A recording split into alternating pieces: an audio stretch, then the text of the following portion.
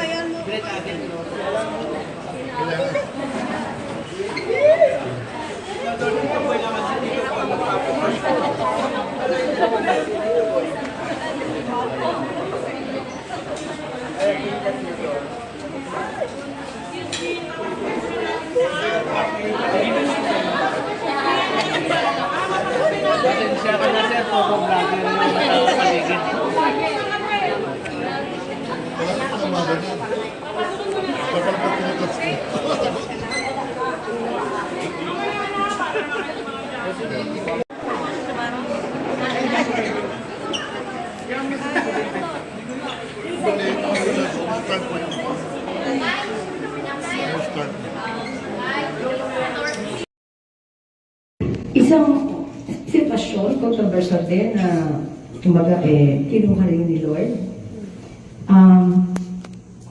Naku, inspired yung cellphone. Pinaasikaso yung airfare, everything, na hindi ito news. Hindi po kasi ang Pangulo tutulong para lang sa politika. Hindi po siya gano'n. Hindi po siya pupunta sa lamay para magsuot ng jersey ng isang basketballista. Pagtulong po talaga, tulong. So di ko na sasabihin ko sino pa yung mga tinulungan niya. Kasi baka pag nakita po yun sa na-broadcast siya, baka napagalingan tayo. Pero yun po, si Pangulo, so kaya nga po nung nakita ko na na-broadcast na nila, diba? But anyway, nakita niyo naman po yung tulong talaga ng Pangulo. At si Mima kasi po ay hindi pa po kami personal na nakita. Pero tumatawag siya sa akin. Matawag siya sa akin, nangangamusta. At hindi ko siya pa personal na imbita sa briefing. So, kasi pagka pumunta sa akin, like DJ Byron, nandiyan. Pinapa-experience ko lang, personally, yung briefing. So, hindi ko siya masyado siyang busy eh. Ano niyo. Well, anyway, syempre po, nakakalungkot po na nangyari kay Mima. At alam niyo po kasi pagka-vlogger, kahit hindi pa kami nakikita-kita, alam niyo po yung feeling na, di ba no, Miss Lovely? First time na, pero Yeah. parang ang tagal. Parang ang tagal na nagpapagpungan pero hindi pa nakikita ng personal. So, yun po yung ramdam ko, hindi lang po kay Mima, kundi sa lahat ng vloggers na madalas ako i-content. Okay naman yung pino-content, di ba? Para at least, di ba? Walang problema doon kasi mas na, yung news, mas lalong kumakalat. But anyway, sa pamilya ko, nakikiramay po ako. Taos-puso po yung pakikiramay namin. Unahin po sa Pangulo. At nung nalaman po ito ni First Lady, sabi niya po, ano yung pwede natin itulong? Sabi ko, ma'am, inaayos na po. Sabi niya, good. Ito po, totoo po, nasa message ko po to. Isasama niya po si Mima sa kanyang mga dasal. Sabi po ni First Lady. Yan po. So, yun po. Ibigay ko lang po yung mensahe mula sa kanila para sa pamilya po, para po kay Mima. Yun po. Maraming salamat po sa pagkakataon.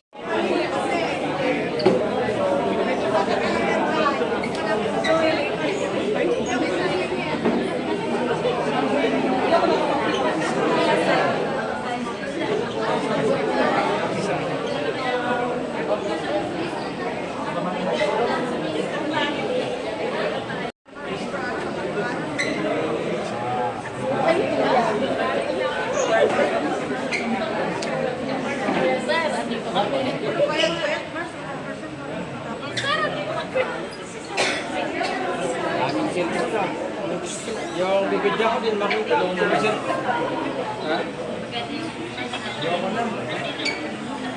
Ayaw ko na kanina, ako si Tapito. Ngayon, kita ko lang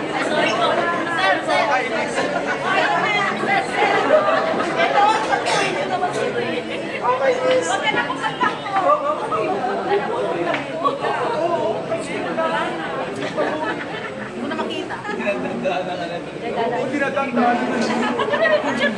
Say mo na yung tama sa naman.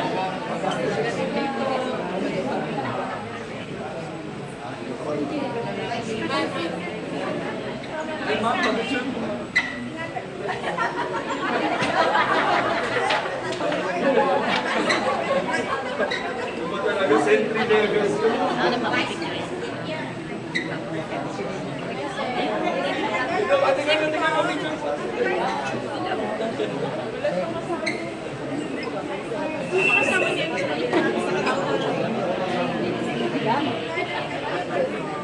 Bakit namin nasabi?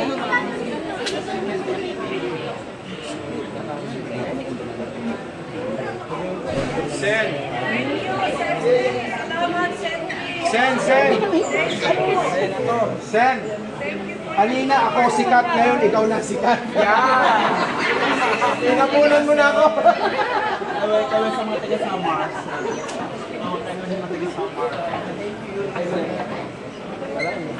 Dito na nga lang.